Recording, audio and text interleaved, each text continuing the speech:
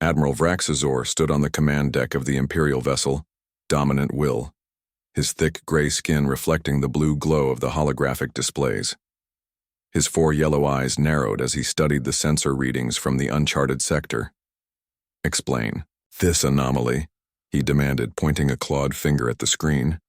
Science Officer Krell bent low in respect before answering. "The signals appear to be artificial, Admiral. They originate from the 3rd planet of this yellow star system." "Impossible," Vraxor said. "Our surveys indicated no advanced life in this sector. The Zontari Empire had ruled the galaxy for over 3,000 years, conquering every species they encountered. None could match them in strength, endurance, or technological prowess. The secret to their success was simple. They were the only known species to evolve on a death world. The Zontari homeworld of Zontar Prime was a nightmare of high gravity, intense radiation, extreme temperature variations, and toxic compounds. These harsh conditions forged the Zontari into natural warriors, with redundant organs, dense musculature, and thick radiation-resistant skin. The weaker species that evolved on gentle worlds never stood a chance. "Alter course," Vraxazor ordered. "We will investigate directly." As the massive warship changed direction, Vraxazor felt a ripple of excitement. Perhaps they had found another primitive species to add to the Empire's collection of servants.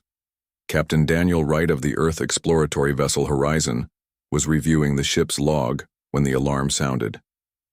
"Captain, to the bridge," came the urgent voice of his first officer over the ship's comm system. When Wright arrived, his crew was already at their stations, faces tense in the glow of their screens. "What's happening, Susan?" he asked Lieutenant Commander Susan Miller. "Unidentified spacecraft, sir," she replied, pointing to the main view screen. "Massive energy signature.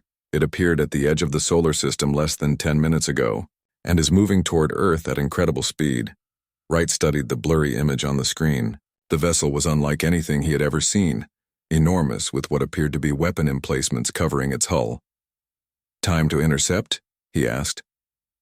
"At current speed, they'll reach Earth orbit in 6 hours, Miller replied. Wright tapped his communication panel. "Get me Dr. Mercer." Lisa Mercer arrived on the bridge 5 minutes later, her brown hair pulled back in a tight ponytail, eyes alert despite being woken from a sound sleep. "You found something?" she asked, excitement barely contained in her voice. As the ship's leading xenobiologist, she had been waiting for this moment her entire career. "Something found us," Wright replied, gesturing to the screen. "We need your expertise. If these are aliens, we need first contact protocols." Mercer's eyes widened as she studied the vessel. "This changes everything," she whispered. Wright nodded grimly. "We're the closest ship. We've been ordered to intercept and attempt communication while Earth prepares its defenses." "I'll need Alan," Mercer said, referring to Science Officer Alan Patel, the ship's linguistic expert. "Already on his way," Wright assured her. "We're moving to intercept near Jupiter's orbit. With luck, we'll keep them talking long enough for Earth to prepare just in case." Admiral Vraxazor was studying the planetary scans when his tactical officer interrupted. "Admiral, we've detected a small vessel moving to intercept our approach," the officer reported. "It appears to have originated from the 3rd planet." Vraxazor blinked in surprise. "Show me." The holographic display shifted to show a sleek but primitive spacecraft moving toward them. "Interesting," Vraxazor said. "They've noticed our arrival and sent a greeting party. Scan the vessel." A moment later, the tactical officer looked up in confusion. "Admiral, the scans indicate the ship is crewed by mammals." "Mammals?" Vraxazor's voice held disbelief. "From a habitable planet? Impossible. No mammal could evolve intelligence in such harsh conditions." "The scans are clear, Admiral. The planet shows high gravity for a life-bearing world, significant radiation from their star, and extreme temperature variations from pole to equator. By any reasonable standard, it's a death world. Not as severe as Zontar Prime, but far harsher than any world where we've found intelligent life." Vraxazor's 4 eyes blinked in sequence, a sign of deep thought among his species. "This requires investigation. Bring the vessel aboard." I want specimens for study. Captain Wright felt a strange sensation as the horizon was suddenly caught in some kind of energy field. They've locked onto us with a tractor beam, Miller reported, fingers flying over her console. Engines are at maximum, but we can't break free. Open a channel, Wright ordered. All frequencies. Universal greeting message. Dr. Mercer and Science Officer Patel worked frantically at the communication station, broadcasting peace messages in multiple formats. No response, Captain, Patel reported. They're simply pulling us in. Wright looked at his crew, seeing the fear in their eyes. Listen up, people. We're about to make history as humanity's first direct contact with alien life. Remember your training. Dr. Mercer will take the lead on communication. If things go south, our priority is to gather intelligence and, if possible, escape to Worn Earth. The horizon shuddered as it was drawn into an enormous docking bay inside the alien vessel. Through the viewports, the crew could see armed figures, assembling. Those must be the Zontari, Mercer whispered, making notes on her tablet. Bipedal, though their legs are differently jointed. 4 eyes, heavy build suggesting high-gravity evolution. And lots of weapons, Wright added grimly. Everyone, stay calm. Let's see what they want.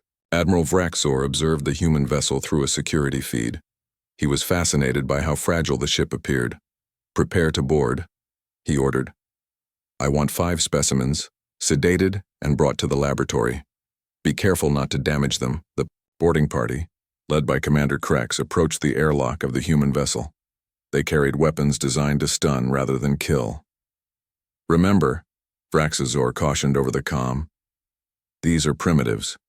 They may panic when they see superior beings. Be firm, but try not to kill them unless necessary. What happened next would forever change the understanding of species classification in the galaxy. As the airlock was forced open, Captain Wright and his security team stood ready. They had armed themselves with the ship's limited weapons, mostly stun batons and a few firearms authorized for extreme emergencies. When the alien boarding party entered, both species froze, studying each other. The Zontari were shocked by the humans' appearance, so soft-looking with only 2 eyes and such thin skin. The humans were equally startled by the massive, gray-skinned aliens with multiple eyes and visible body armor. Commander Krex raised a translation device and spoke. The device converted his words to basic sound patterns. You will submit to collection. The Zontari Empire claims all lesser species. Dr. Mercer stepped forward, hands raised in a peaceful gesture. We greet you, in peace as equals. We are humans from the planet Earth. The Zontari seemed confused by this response. In their experience, species from gentle worlds cowered in fear. When Commander Krex moved to grab Dr. Mercer, Security Chief Richard Gonzalez reacted instantly, driving his stun baton into the alien's midsection. To everyone's surprise, including the Zontari themselves, the alien staggered back. The Zontari had never encountered species that could physically challenge them. Chaos erupted. The confined space of the ship's corridor worked to the humans' advantage, negating the Zontari's superior numbers. Captain Wright shouted orders as his crew fought with unexpected effectiveness. Back to the bridge. We need to break free. Somehow, in the confusion, the humans managed to push the boarding party back through the airlock. Patel, showing surprising strength, slammed the emergency seal button. Get us out of here, Wright ordered as they raced back to the bridge. The Horizon's engines screamed in protest as Wright pushed them beyond safety limits. Something in the alien tractor beam fluctuated, perhaps not calibrated for such desperate resistance, and suddenly they were free, accelerating away from the massive alien ship. Maximum speed, evasive pattern, Wright commanded. Against all odds, the smaller, more agile human vessel managed to escape, diving toward Jupiter where they could use the gas giant's radiation belts and moons for cover. On the bridge of the dominant, Admiral Vraxor stood in shocked silence. Not only had the primitives fought back, but they had also managed to escape. This is unprecedented, he said finally. These humans resist as if they were Deathworlders themselves. He turned to his science officer. I want everything we have on this planet Earth. If there is another Death World species in the galaxy, the Emperor must know immediately. As the horizon disappeared from their sensors, hidden among Jupiter's moons, Vraxazor made a decision that would start a chain of events affecting the entire galaxy. "Send a message to Imperial Command," he ordered. "We have encountered a potential threat, and prepare the fleet. These humans must be studied, and if necessary, eliminated." The horizon limped back to Earth with damaged engines and injured crew members. Captain Wright had pushed the ship to its limits to escape the alien vessel. As they approached Earth orbit, dozens of military ships moved to escort them. News of the encounter had reached Earth's governments, and humanity was preparing for a possible invasion. Dr. Lisa Mercer looked out the viewport at the blue-green planet below. Just days ago, humans had believed they were alone in the universe. Now, they faced a hostile alien empire. "How are you holding up?"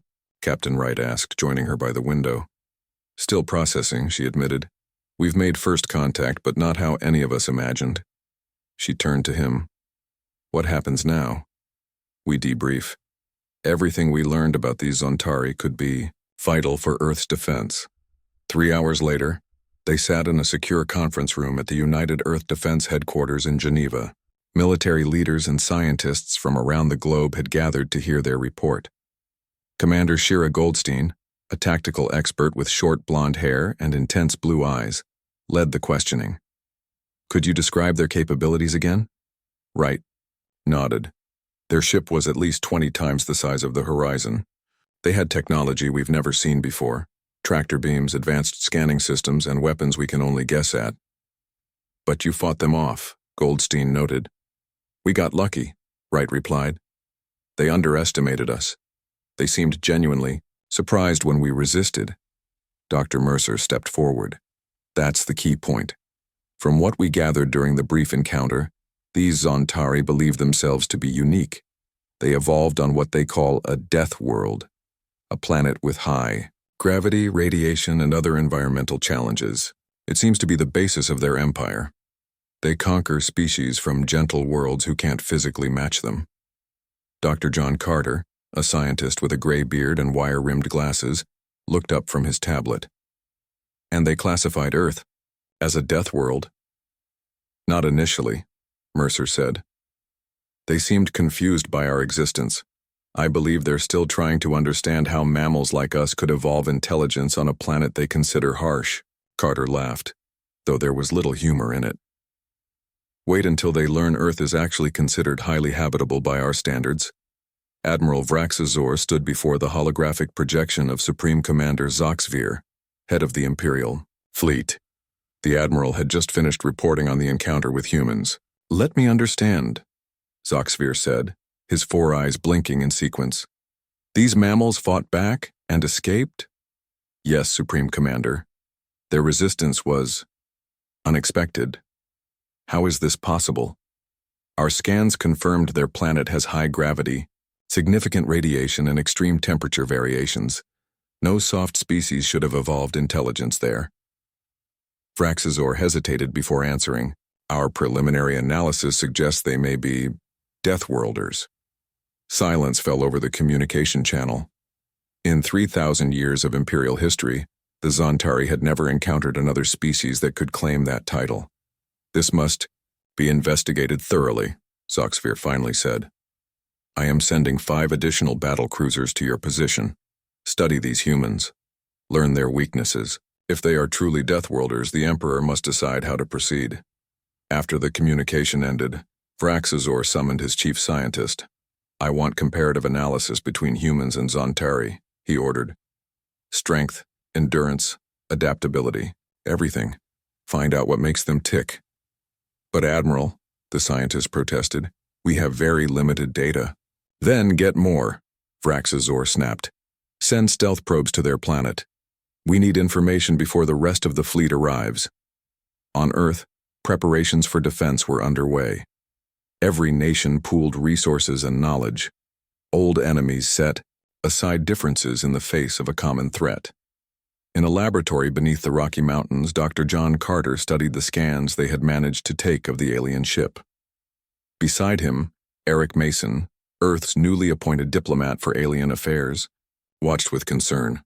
"What have you found?" Mason asked. He was a tall man with dark skin and a diplomatic manner that had served him well during international crises. Now he faced something much bigger. "Their hull is composed of materials we've never seen before," Carter replied. "But there's something else." He pointed to a section of the scan. "Their ship is designed for beings from a high-gravity environment. Everything is reinforced beyond what should be necessary." "What does that tell us?" "It confirms what Dr. Mercer suggested. These Zontari evolved on a planet with gravity significantly higher than Earth's. They're built for it. Denser bones, stronger muscles." Mason frowned. "So they're stronger than us?" "Yes, but—" Carter pulled up another display. The gravity on their ship was set to approximately 1.5 times Earth normal. For them, that's probably comfortable, but here's the thing. Humans can adapt to that. It would be uncomfortable, but we can function at 1.5 G. Mason's eyes widened. "Are you saying we're more alike than different?" "I'm saying we might be more adaptable than they expect." In orbit around Earth's moon, hidden from Earth's detection systems, 3 Zontari probe ships quietly gathered data. They captured transmissions, analyzed atmospheric samples, and observed human movement patterns. On the command ship, Admiral Vraxazor reviewed the findings with growing concern. "Their military response is impressive for a species we just encountered," he noted. "They're preparing defenses planet-wide." "There's more, Admiral," his science officer said.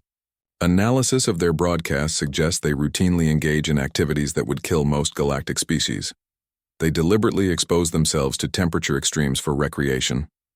They consume substances containing alcohol and capsaicin. They even have competitions to test endurance limits." "Impossible," Vraxazor muttered. "The data is clear, Admiral. In some ways, their planet is harsher than we initially thought. Their atmospheric oxygen levels are higher than most inhabited worlds, leading to more frequent wildfires. Their wildlife includes numerous venomous and predatory species." Vraxazor stared at the blue planet on the view screen. "Could it be? A species that evolved in conditions even more challenging than Zontar Prime?" "We've intercepted communications about something called extreme sports," the science officer continued. "Humans deliberately jump from high places, swim in freezing water, and run distances that would exhaust most species, for fun." The Admiral felt something he hadn't experienced in decades: doubt. The cornerstone of Zontari superiority was their death world evolution. What would it mean for the Empire if humans had evolved in similar or even harsher conditions? "Prepare a capture mission," he ordered. "I want living specimens. We need to test their limits directly." On Earth, Commander Goldstein examined satellite data with Captain Wright and Dr. Mercer. "There," she pointed. 3 anomalies in lunar orbit. They're trying to hide, but our new telescopes caught them." "Spy ships," Wright said grimly. "They're studying us," Mercer added, "trying to understand what they're dealing with." Goldstein nodded. "Which means we still have time. They haven't decided to attack yet." A young officer rushed into the room. "Commander, we're picking up movement. The alien ships are repositioning." The 3 of them watched as the display updated. The older alien vessels were moving toward Earth. "They're coming," Wright said quietly. Goldstein straightened her uniform. "Then we'll be ready. Send the alert. All defense systems to ready status." As alarms began to sound throughout the base, Dr. Mercer looked at the approaching ships on the wall screen. "They want to know what we are," she said. "Whether we're really Deathworlders like them." "Well," Wright replied with grim determination, "they're about to find out." The first attack came at dawn. 3 Zontari ships descended on the human outpost on Mars. The small research base housed 50 scientists and engineers who had been working to establish the first permanent human settlement on the Red Planet. General Kevin Bishop watched the live feed from Earth Defense Headquarters. His weathered face showed no emotion, but his fists clenched at his sides. "Status report," he demanded. "Mars Outpost has activated emergency protocols," an officer replied. "They've moved all personnel to the underground bunkers." "Communications? Still online?" The aliens seem to be avoiding direct bombardment. They're landing troops. Bishop nodded. They want prisoners to study, just as Dr. Mercer predicted. He turned to the woman beside him. Dr. Melissa Rivera was the leading expert on xenobiology, hastily brought in after the initial contact. "Doctor, what's your assessment?" Dr. Rivera pushed her glasses up her nose. "If their goal is to capture humans for study, they'll want them alive and relatively unharmed. That gives our people an advantage." "Explain." "The Zontari will be holding back. Our people won't." Bishop smiled grimly. "I like your thinking, Doctor. Let's hope it's enough." On Mars, the head of the research outpost, Frank Nelson, organized his people. None of them were soldiers, but all had received basic emergency training. "Remember," Nelson told his team as they distributed the few weapons they had, "we don't need to defeat them. We just need to hold out until help arrives." Outside, the Zontari landing craft touched down on the red soil.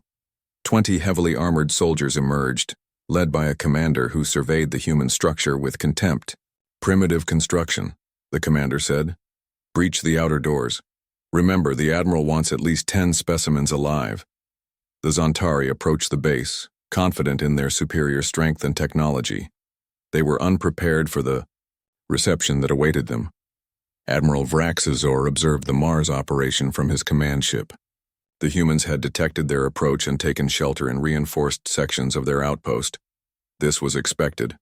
What wasn't expected was the level of resistance from what should have been simple scientists. "Status update," he demanded. "Commander, Vrex reports heavy resistance," his communications officer replied. "The humans have sealed themselves in and appear to have set traps throughout the facility. They've already lost 3 soldiers." Vraxazor blinked in surprise. "They lost 3 elite troops to a handful of scientists?" "It appears so, Admiral. The humans are using the environment against our forces. The lower gravity seems to be giving the humans an advantage in mobility, despite their weaker physiology." This was troubling news. Zontari soldiers were bred and trained for combat in varying gravities. If human scientists could adapt so quickly to Mars conditions, what would trained human soldiers be capable of? "Order Commander Vrex to withdraw if casualties exceed 7. We need to reassess." Back on Earth, Ambassador Nicole Taylor sat in a hastily arranged meeting with representatives from 5 alien species. The aliens had arrived secretly, making contact after detecting the Zontari presence in the solar system. "Let me understand," Taylor said, looking at the diverse group before her. "You're all from worlds conquered by the Zontari Empire?" A tall, slender being with iridescent skin nodded. "I am Zalon from the Lyra system. My people have served the Empire for 800 years. Another alien, short and stocky with 6 eyes, spoke next. "The Zontari believe themselves superior because they evolved on what they call a death world. They use this as justification for enslaving what they see as weaker species." "But you believe humans might be different," Taylor said. "We monitored your encounter with their scout ship," Zalon replied. "No species has ever driven off a Zontari boarding party before. This suggests humans may have unique capabilities." Taylor leaned forward. "What exactly are you proposing?" "An alliance," Zalon said simply. "Many species suffer under Zontari rule. If humans truly are Deathworlders like them, or perhaps even more adapted to harsh conditions, you might be the key to freedom for all of us." Taylor thought carefully before responding.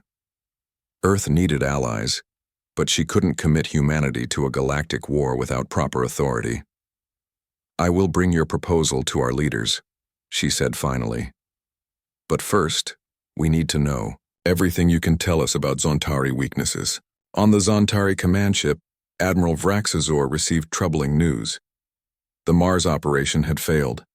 7 Zontari soldiers had been killed by the human scientists, who had used their knowledge of the base layout and Martian conditions to deadly effect. Even more concerning, their attempt to capture a small Earth naval vessel in the Atlantic Ocean had also ended in disaster. The humans had sacrificed their own ship rather than allow its crew to be taken. "They are more resourceful than anticipated," Vraxazor admitted to his officers, "and more willing to die than expected." His science officer offered a new report. Admiral, we've completed analysis of Earth's atmospheric composition, radiation levels, and gravity. It's remarkable. Explain. Their planet has higher oxygen levels than most inhabited worlds, leading to more frequent natural fires. Their star emits significant radiation that reaches the surface. They experience temperature variations that would kill most species. And their gravity, while less than Zontar Prime, is still classified as high. The Admiral absorbed this information silently. There's more, the science officer continued. Intercepted communications reveal that humans regularly consume substances that would be toxic to most galactic species. Their recreational chemical called caffeine would cause heart failure in most beings. Another compound, capsaicin, is actually a defense chemical produced by their plants, yet humans consume it deliberately for pleasure. Vraxazor's four eyes widened. They eat poison for enjoyment? Yes, Admiral, and there's evidence they regularly push their bodies to physical extremes through activities they call sports and exercise. They deliberately strain their muscles and cardiovascular systems beyond normal parameters. It appears to be culturally important to them. For the first time in his long career, Admiral Vraxazor felt genuine concern. The Zontari had built their empire on the assumption that they were unique, the only intelligent species tough enough to survive on a harsh world. That assumption was crumbling before his eyes. General Bishop received the news of the Mars victory with grim satisfaction. Earth's first military engagement with an alien species had ended in success. But he knew the real war was just beginning. The Zontari are regrouping, Commander Goldstein reported. Our lunar sensors detect at least 12 more ships entering the system. Bishop nodded. And our new allies? Ambassador Taylor reports that representatives from 5 species have offered support. They've provided technical specifications for Zontari ships and weapons. Our engineers are already working on countermeasures. What about the biological data from Dr. Rivera? Goldstein allowed herself a small smile. That's the best news, sir. It appears the Zontari have several physiological weaknesses we can exploit. They evolved in a high-gravity environment with limited atmospheric oxygen. Their bodies are dense and strong, but they lack our endurance and flexibility. In other words, Bishop said, they're sprinters, not marathon runners. Exactly, sir. Dr. Rivera believes their soldiers can outmatch ours in direct strength, but will tire quickly in prolonged combat. Bishop turned to look at the tactical display showing the approaching Zontari fleet. Then that's how we'll fight them, he said. Not head-on, but drawn out. We'll make them chase us until they drop. As Earth prepared for the coming battle, Admiral Vraxazor made a fateful decision. He sent a message to the Zontari High Command, recommending that humans be classified as an extreme threat, the first species ever to be categorized as ultra-Deathworlders. The response was swift and clear. All other objectives were secondary. Humans must be contained, studied, and if necessary, eliminated before they could threaten the foundation of the Empire itself. 3 weeks after the first contact, Earth had changed forever. Cities around the world had reinforced shelters. Military forces from all nations worked together under General Bishop's command. The newly formed Earth Defense Fleet prepared for battle with their limited but rapidly improving technology. Captain Olivia Reyes stood on the bridge of the Defiance, humanity's first true warship. Built in secret before the Zontari arrival, it had been quickly upgraded with technology provided by Earth's new alien allies. Final systems check complete, Captain, reported her first officer, Alex Chen. All weapons and shields functioning at optimal levels. Reyes nodded. At 35, she had never imagined commanding humanity's first line of defense against alien invaders. Before joining the Space Force, she had been a commercial pilot. Now she was about to lead a mission that could determine the fate of her species. The fleet is in position, Chen added. 10 ships ready on your command. Reyes looked at the tactical display. 10 ships against a Zontari fleet of over 30 vessels. The odds were not in their favor. Send the signal, she ordered. Operation Lightning begins now. Admiral Vraxazor watched as the human fleet emerged from behind Earth's moon. Their ships were small compared to Zantari vessels, but sensors showed they had been modified with technology that should be beyond human capabilities. Treachery, he growled. They've received help from subjugated species. His tactical officer looked nervous. Admiral, the human vessels are approaching an attack formation. They dare to attack us directly, with only 10 ships? Vraxazor laughed harshly. Their bravery exceeds their intelligence. Prepare all weapons. We will teach them the price of defiance. But as the battle began, it quickly became clear that the humans had no intention of fighting conventionally. Their ships moved with surprising speed and agility, darting between the larger Zantari vessels, firing precisely at specific points, then retreating before the Zantari could respond with their more powerful weapons. What are they doing? Vraxazor demanded as the bridge shook from a direct hit. They're targeting our propulsion systems, his officer replied, and they're using our size against us. Our ships can't turn quickly enough to track them. Vraxazor watched in growing anger as the human vessels continued their hit-and-run attacks. They weren't trying to destroy the Zantari ships. They couldn't with their limited weapons. Instead, they were crippling them one by one. This is not how battles are fought, he roared. Where is their honor? Their courage? His science officer spoke quietly. Admiral, they are fighting intelligently.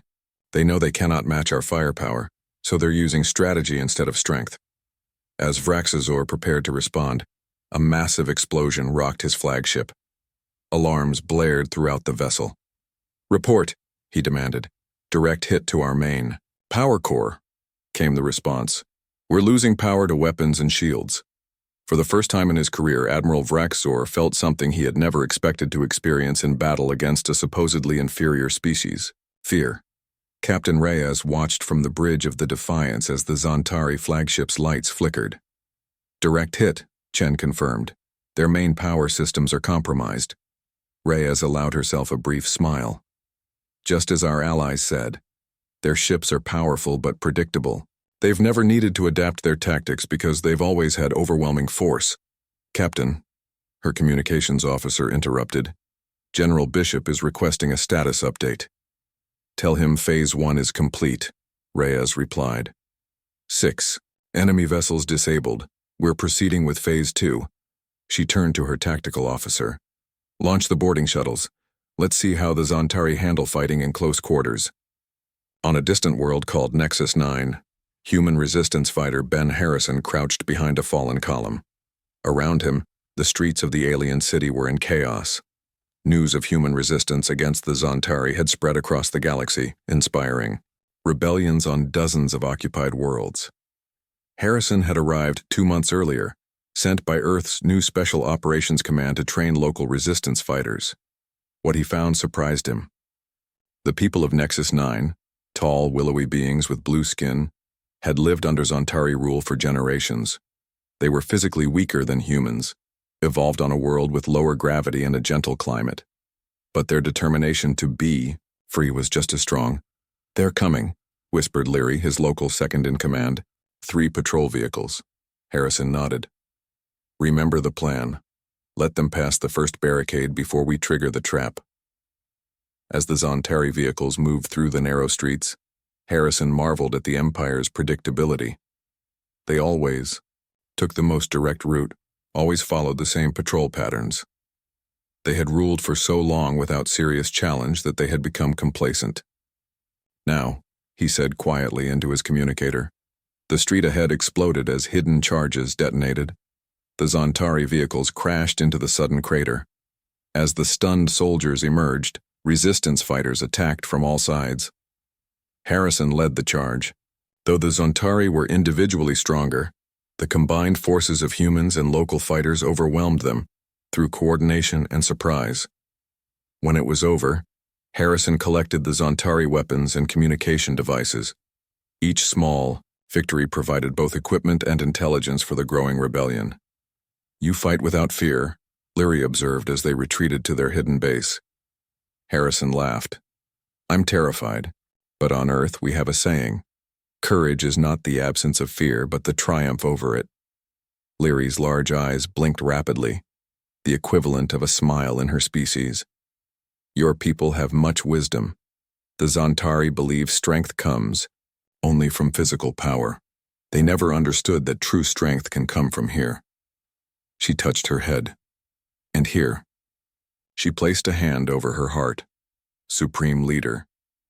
Krastor was not accustomed to receiving bad news. As the highest authority in the Zantari Empire, he had spent centuries hearing only of victories and conquests. Now, he stared in disbelief at the reports from across the galaxy. Impossible, he said, his voice dangerously quiet. You mean to tell me that Admiral Vraxazor's flagship was boarded by humans? The messenger trembled. Yes, Supreme Leader. The humans disabled the ship and sent boarding parties. They retreated before capturing the vessel, but they downloaded significant data from the ship's computers. And these rebellions? 17 worlds have reported major uprisings, Supreme Leader, all inspired by news of human resistance. The Empire's communication systems have been compromised. Humans are broadcasting messages of defiance across our networks. Krastor's 4 eyes narrowed to slits. These mammals think they can challenge us? The Zantari have ruled the galaxy for 3,000 years.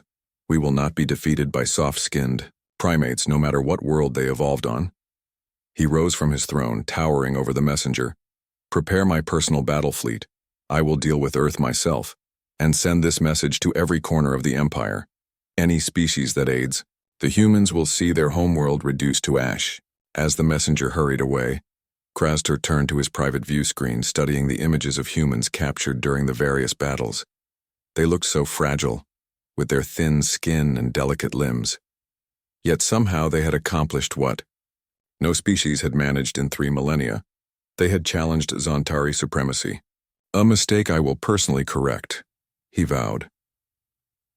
Captain Reyes stood in the secure room deep beneath Earth Defense Headquarters. The data stolen from the Zantari flagship was being analyzed by the best minds on the planet, assisted by their alien allies. It's worse than we thought, General Bishop told her. The Zantari Supreme Leader is mobilizing his personal fleet, hundreds of warships far more advanced than the ones we've faced so far. Reyes felt the weight of his words. How long do we have? 2 weeks, maybe less. Dr. Rivera spoke up from her workstation. But we also found something promising. The Zantari have a critical weakness. Their respiratory systems are adapted for a high carbon dioxide atmosphere. Earth's oxygen-rich air is actually toxic to them in long exposures. That's why their soldiers always wear those helmets. Bishop nodded thoughtfully. A weakness we can exploit. Good work, Doctor. He turned back to Reyes. Captain, we need your ship for one more mission, possibly the most important one yet. The Defiance is ready, sir, she replied. What's the target? Not a what, Bishop said grimly. A who? We need to capture Admiral Vraxazor. Admiral Vraxazor had never known defeat until he met humans. Now, as he stood in his private quarters aboard his damaged flagship, he reviewed everything that had gone wrong. 6 of his ships crippled, rebellions spreading across the Empire, and the Supreme Leader himself coming to take control of the situation. A soft alert sound indicated an incoming transmission. Vraxazor was surprised to see it was encrypted on a channel used only by the highest levels of Imperial command.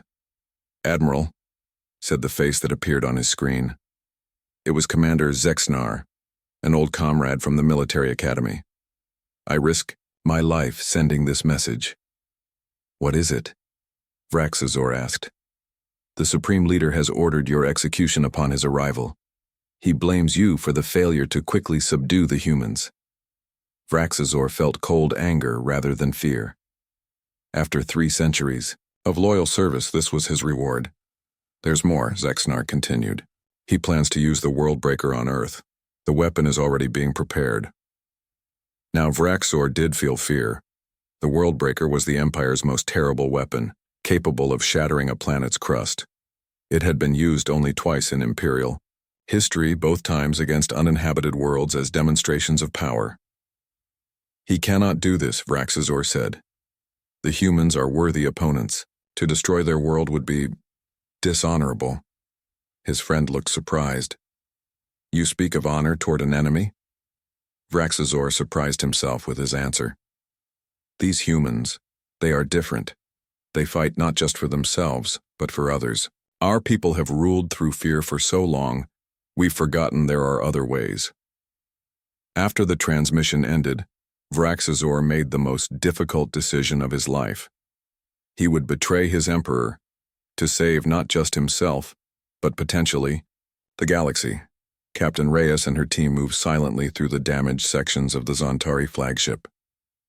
Intelligence suggested Admiral Vraxazor would be in his private quarters, planning the next assault on Earth. "Life signs ahead," whispered Sam Rodriguez, her security chief. "One Zantari in the chamber 20 meters ahead." Reyes nodded. "Remember, we need him alive." The team took positions around the door. Reyes counted down silently with her fingers. 3, 2, 1. The door slid open and they rushed in. Weapons ready, Admiral Vraxazor stood calmly in the center of the room, unarmed and alone. "I've been expecting you," he said in perfect English. The humans froze in surprise. "You speak our language?" Reyes asked, keeping her weapon trained on him. "I've had time to study it," Vraxazor replied. "Your species fascinates me. I wish to understand you better." Reyes wasn't interested in becoming friends. "Admiral Vraxazor, you're coming with us." The Admiral made no move to resist. Instead, he said something that shocked them all. "I will come willingly, and I bring information that may save your world." Dr. Lisa Mercer could hardly believe she was sitting across from the alien commander who had first discovered humanity. In a secure room deep beneath Geneva, Admiral Vraxazor had spent the last 3 hours sharing everything he knew about the coming attack. "The Supreme Leader will arrive in 4 days with 300 ships," he explained, "including his personal vessel which carries the Worldbreaker weapon." General Bishop leaned forward. "And this weapon can destroy Earth? Not just destroy, shatter. It creates a chain reaction in a planet's core. Nothing survives." The room fell silent as the humans processed this information. Dr. Mercer studied the alien's face, trying to understand his motivation. "Why are you helping us?" she finally asked. "You're betraying your own people." Vraxazor's 4 eyes blinked slowly. "For 3,000 years, the Zantari have believed we were special, the only intelligent species to evolve on a harsh world. This belief justified our conquest of lesser species." He gestured toward a window that showed the blue sky outside. "Then we found Earth, a world we would classify as a death world, yet teeming with life. Humans not only survived, but thrived, in conditions that would kill most species. And not just physically." "What do you mean?" Mercer asked. "Your adaptability, your creativity, your willingness to help others at risk to yourselves. These are traits the Zantari lost long ago, if we ever had them. In you, I see what we could have been." Bishop wasn't convinced. "Pretty words, Admiral. But I need more than philosophy to trust you." Vraxazor nodded. "Then perhaps this will help." He reached slowly into his uniform and removed a small device. Complete schematics of the Supreme Leader's vessel, including the Worldbreaker's weaknesses. Supreme Leader Krastor's personal fleet appeared at the edge of the solar system right on schedule. 300 warships, each many times more powerful than the vessels Earth had faced before. On the bridge of his massive command ship, Krastor watched the small blue planet on his view screen. "Begin charging the Worldbreaker," he ordered. "I want this problem eliminated once and for all." His weapons officer hesitated. "Supreme Leader, should we not first demand their surrender? The humans might." "The humans have inspired rebellion across 17 worlds," Krastor snapped. "They must be destroyed utterly, as a warning to all who would defy the Empire." As his fleet moved toward Earth, they were met by a pitiful resistance. Fewer than 30 small vessels. Krastor laughed at the display. "They send toys against us. Destroy them, but maintain course. Nothing must delay the Worldbreaker." The battle began, but something strange happened. The human ships weren't fighting conventionally. Instead, they were firing strange devices that attached to the hulls of his ships. "What are they doing?" Krastor demanded. Before his officers could answer, the devices activated. Suddenly, atmospheres began venting from dozens of ships. Emergency alarms sounded throughout the fleet. "They've breached our life support systems," his officer reported in panic. "Our troops are being exposed to the oxygen-rich atmosphere." Krastor rose from his command chair in fury. "Impossible! How could they know our weakness?" A new voice answered, one that made Krastor's blood run cold. "Because I told them." Admiral Vraxor's face appeared on the main screen. Behind him stood human officers. "You," Krastor seethed. "Traitor." "No," Vraxor replied calmly. "I am saving our sea, people from a path of dishonor. The humans have offered peace, Supreme Leader. They do not seek our destruction even after all we've done." "Peace? With inferiors? Never." Dr. Lisa Mercer stepped into view beside Vraxor. "We are not inferiors, Supreme Leader. Your own tests prove that humans evolved in conditions at least as harsh as your homeworld. We are Deathworlders like you." "Lies," Krastor shouted. "Prepare the world breaker. Fire as soon as it's ready." But his crew was struggling to breathe as oxygen flooded the ship. Many had already collapsed. Suddenly, smaller vessels appeared surrounding his flagship. They fired with precision, targeting the world breaker's power systems. "No!" Krastor screamed as his greatest weapon failed. 3 days later, representatives from across the galaxy gathered in Geneva. The Supreme Leader had been captured. The Zantari fleet had surrendered, and for the first time in 3,000 years, the galaxy faced a future without imperial rule. Admiral Vraxor, now speaking for a temporary Zantari government, stood before the assembly. "For millennia, my people believed strength came only from physical power," he said. "Humans taught us otherwise. They showed strength through adaptation, through cooperation, through helping others rather than conquering them." He turned to Dr. Mercer, who sat with Earth's delegation. "We classified Earth as a death world, but perhaps what makes a world deadly is not its gravity or radiation or temperature. Perhaps what truly matters is what these conditions teach the species who evolve there." General Bishop rose to speak for humanity. "Today we begin a new chapter, not as conquerors like the Zantari before us, but as equals. Each species brings unique strengths to our galactic community. As the new Galactic Council formed, with equal representation from all species, one thing became clear. The galaxy had changed forever because one empire had discovered they weren't the only Deathworlders. After all,